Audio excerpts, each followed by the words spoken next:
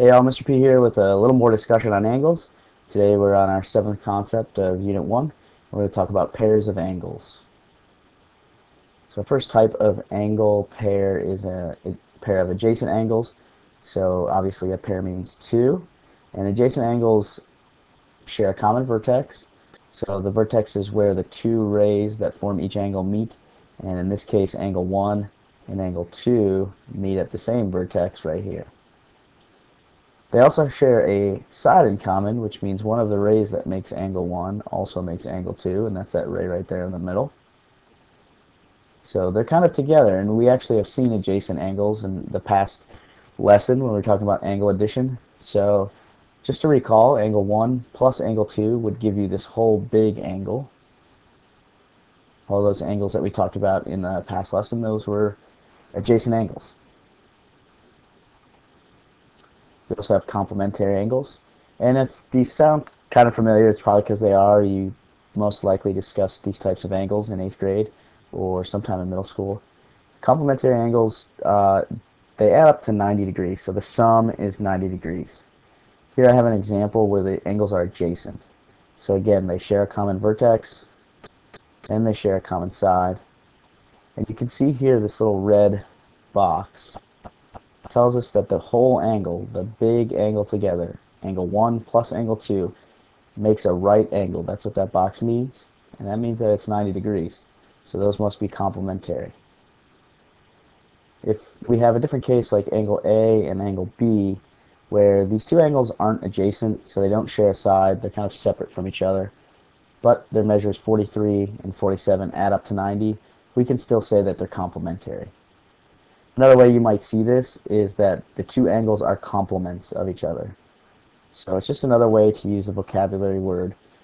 These two angles can be complementary, or we can say that A is a complement of B, B is a complement of A. Probably also familiar with supplementary angles. This time the two angles have a sum, their measures have a sum of 180 degrees.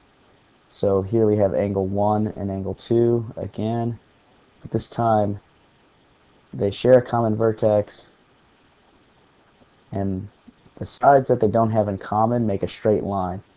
And we know that a straight angle from 2 lessons ago, a straight angle is 180 degrees, so that means these two adjacent angles are supplementary. Or again, angle A, angle B are non-adjacent, but they add up to 180 degrees, and that makes them supplementary also. And just like with complementary angles, we can say that these are supplements of each other. So just again, another way to use the vocabulary word to talk about these two angles. Angle A is a supplement of angle B is a supplement of angle A. We also have vertical angles. Here I have them in color, so angle 1 and angle 2 are vertical angles. So they are a pair of angles. They have a specific relationship. And these angles, they share a common vertex right here where the two lines intersect. And we know two lines intersect at a point. And they also have sides that are opposite rays. So let's look at angle 1 and angle 2. This side here of angle 1 is an opposite ray with this side of angle 2. This side right here of angle 1 is an opposite ray of this side with angle 2. So we have two sides that form opposite rays, and again, they make straight lines. So we have a straight line here and a straight line there. So our vertical pairs are angle 1 and angle 2. We also have another pair, angle 3 and angle 4.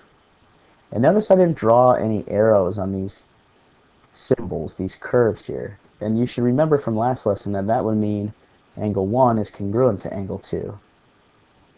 And it also means here that angle 3 is congruent to angle 4. And because I don't want you to think they're congruent to angle 1 and 2, I'll do 2 arcs. So let's write this out. So written out, we can say that angle 1 is congruent. Again, this is the symbol for congruent. Angle 1 is congruent to angle 2, and angle 3 is congruent to angle 4. So if I know that a pair of angles are vertical angles, then I know that their measures are the same. They're equal. So if angle 1 here was 48 degrees, I know that angle 2 is also 48 degrees. We also have what we call a linear pair, and this, just like the other ones, this one is very important, and you'll see this throughout the year, and we'll have to find pairs of angles that form linear pairs, and it'll help us in a lot of the units in the future. So this looks like the two supplementary angles from that example, and that's because it's the same exact picture. So angle 1 and angle 2.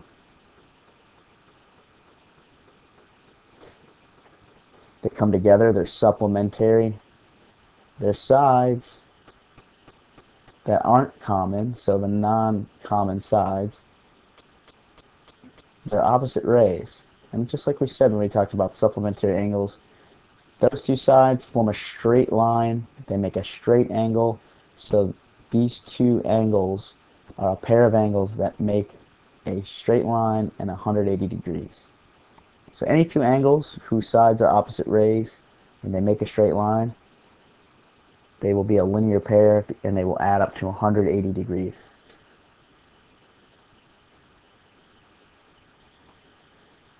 And I just wrote that in there to remind you that the measure of angle 1 plus the measure of angle 2 is equal to 180. So pause the video now and let's test your knowledge of these pairs of angles. So identify each of the following angle pairs I asked you for, and then let's find the missing angle measures.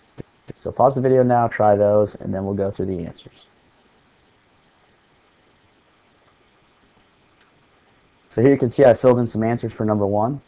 Angle AFE and angle CFD, they are vertical angles because their sides form opposite rays. And they make those two straight lines. So that means, and we can answer question number 2 at the same time, so that means that this angle here, angle CFD, is also 62 degrees because vertical angles are congruent. Supplementary angles, angle AFE and angle EFD, they make this straight line, line AD. So they make a straight angle that's 180 degrees, and you can see 62 plus 118 is 180. So they are supplementary. They're also then linear pairs because they form a straight line with the sides that are not common. So I have the same answer for B and D. Since we have this red box here, we know that that's a right angle. It's 90 degrees. So that means that angle BFC and angle CFD are complementary. They add up to 90. And we can see here 62 plus 28 gives us 90. And last but not least, to find the final missing angle, angle AFB and angle BFD, they're a linear pair, so they must be supplementary. Angle BFD is a right angle, so that means that angle AFB is also a right angle, and it is 90 degrees. Again, pause the video, use the knowledge from the beginning of this lesson, and try to find the measure of angle KPL. So you can see I set up an equation. The measure of KPL, angle KPL, and the measure of angle LPJ, they should add up to 180 degrees because they are a linear pair. They form a straight line, line KJ. So we can just add these two angle measures and they should equal 180. And this is the equation we get. And we could do some algebra and solve down to get that x is 20.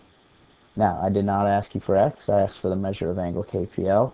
So, as in the past, we need to make sure we plug back in here for KPL. So 20 goes in here for x, as I've done over here. And when you simplify, you get that KPL is 64 degrees. So I want you to answer these 4 questions. Answer them online in the link in the description section of this video. We're just naming one pair of each of these types of angles. Good luck.